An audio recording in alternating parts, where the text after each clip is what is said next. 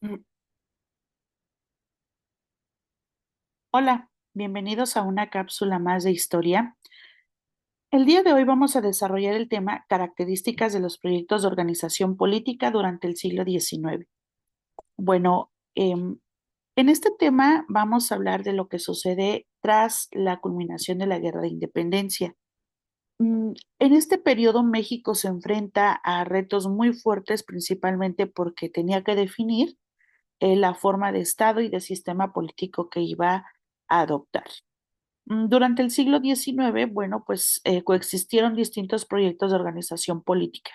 En ese sentido, cada grupo, cada proyecto, pues respondía a intereses sociales, económicos e ideológicos distintos. Y bueno, durante el siglo XIX, precisamente se dan algunos puntos relevantes, como el hecho de que había un proyecto monárquico, un republicano federalista, bueno, otro republicano también, pero centralista, y luego viene un proyecto liberal y un proyecto conservador. Estos dos últimos, bueno, más adelante en la historia, son los que van a definir la última parte de la consolidación del Estado mexicano.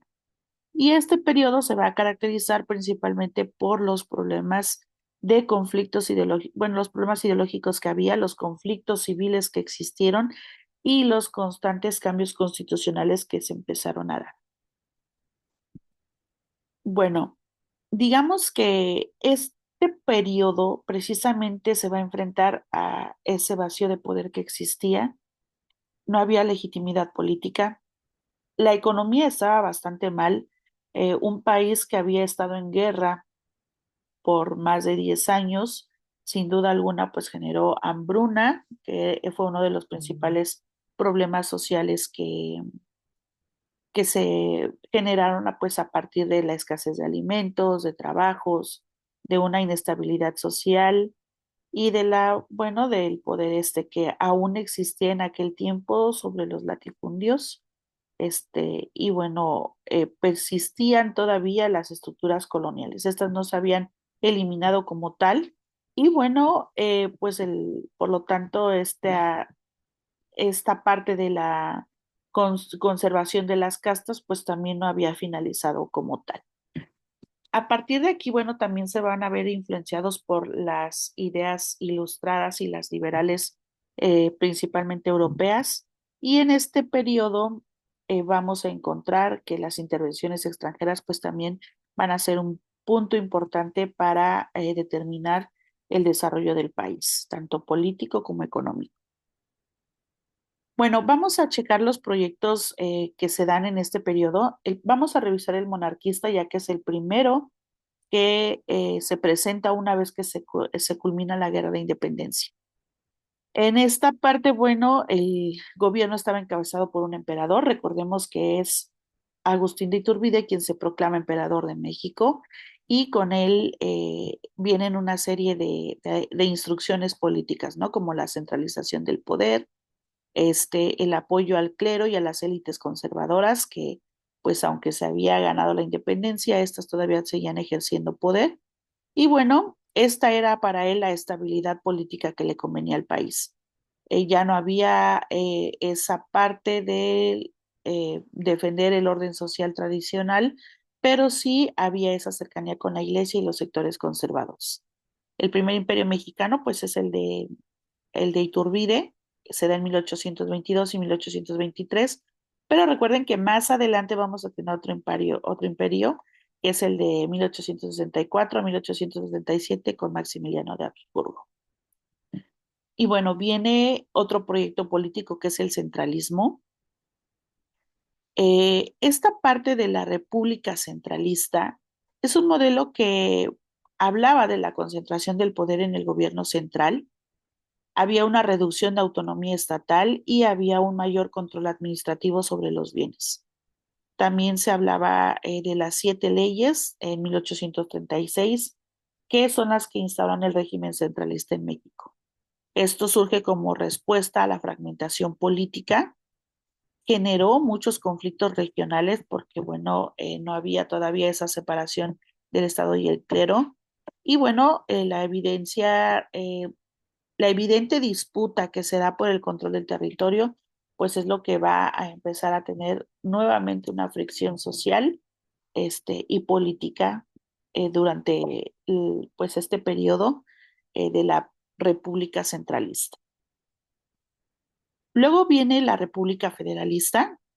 En este modelo o en este proyecto que defendía la división del poder entre las entidades federativas, se va a caracterizar principalmente porque iba a existir esa división de poderes en estados autónomos. Aunque había un proyecto nacional, federal, se hablaba de que cada estado iba a ser libre de poder generar o de gestionar de acuerdo a sus propias necesidades. La soberanía pues estaría compartida entre los estados y la federación. Y bueno, esto se apegaba más que nada al modelo estadounidense.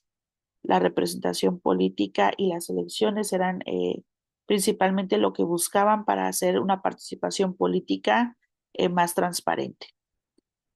El dato relevante de este proyecto es precisamente la Constitución de 1824, que establece el federalismo como base del Estado mexicano, en donde se hablaba de la diversidad regional del país, la promoción de la descentralización y la participación política a través del sufragio.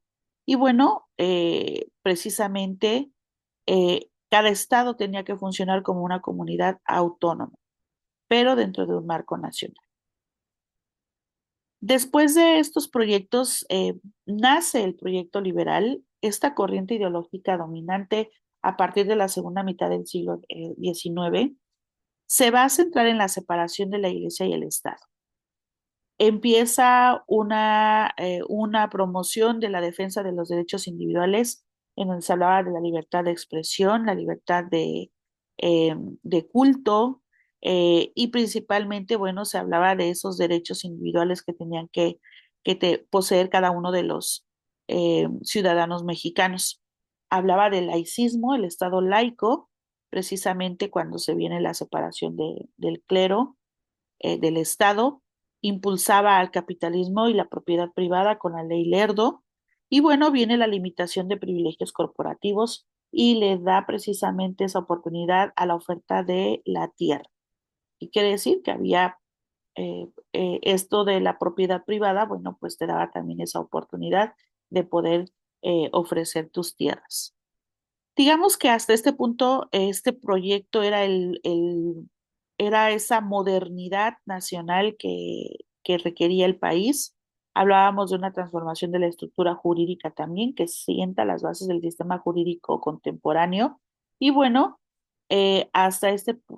bueno, lo más relevante de este periodo del proyecto liberal es que se dan las leyes de reforma y esto consolida precisamente ese proyecto liberal.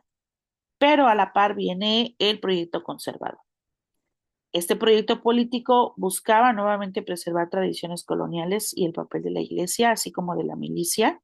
Se hablaba del centralismo político, sí hablaba de una defensa de tradiciones, pero estas enfocadas a las instituciones coloniales. Había apoyo total a la Iglesia Católica y la preferencia por gobiernos fuertes, y aquí se mantenía el orden social jerárquico. Aquí todavía se marcaba esa parte. Y bueno, aquí es en donde viene el Segundo Imperio Mexicano con la asignación de Maximiliano de Habsburgo a el país de México.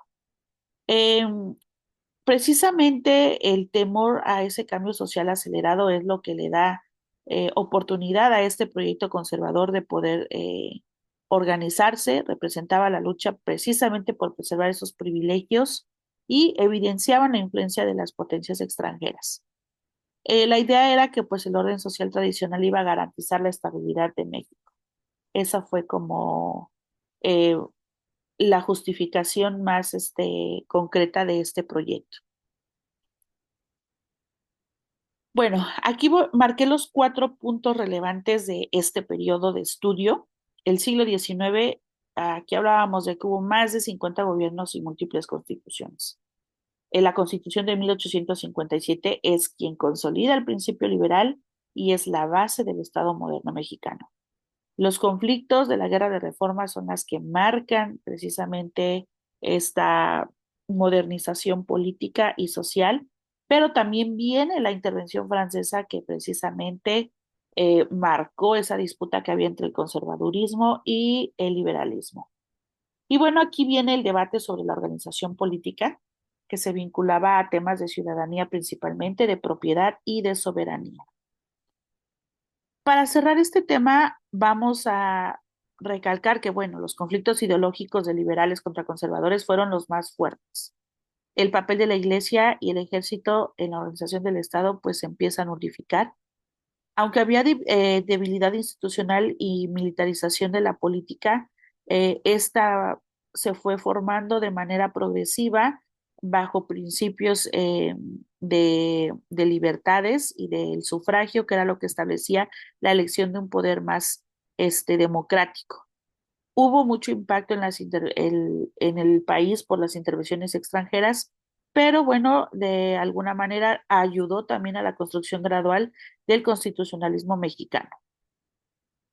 Esto viene pues a generar precisamente la confrontación entre monarquistas, federalistas, centralistas, liberales y conservadores, pero finalmente permite el desarrollo de las instituciones, permite el fortalecimiento también del constitucionalismo y se consolidan los principios fundamentales del México contemporáneo. Lo más fuerte aquí fue la laicidad del Estado, que era algo que había sometido al país por mucho tiempo, y en este sentido, pues la diversidad de proyectos evidencia sí la fragmentación política del periodo, pero es precisamente lo que le va a dar la cimentación y la contribución a la construcción gradual de nuestro sistema político. Entonces, digamos que hasta aquí cada uno de estos proyectos son los que van generando las condiciones para que de manera progresiva México empiece a tener esa estabilidad política, social y económica. Como siempre, vamos a realizar nuestra actividad de repaso a través de preguntas. La primera es, ¿cuál fue el principal objetivo del federalismo en el siglo XIX? Bueno, el federalismo, recuerden que hablaba de distribuir el poder entre el gobierno y los estados. Por lo tanto, su principal objetivo era otorgar autonomía política a las entidades federativas. Respuesta correcta, B. El proyecto liberal del siglo XIX se caracterizó por recuerden que aquí se impulsaron los derechos civiles, la igualdad jurídica, la separación de la Iglesia y el Estado. Y bueno, aquí se va a consolidar el registro civil precisamente. Entonces, la promoción de libertades individuales y el Estado laico es la respuesta correcta C.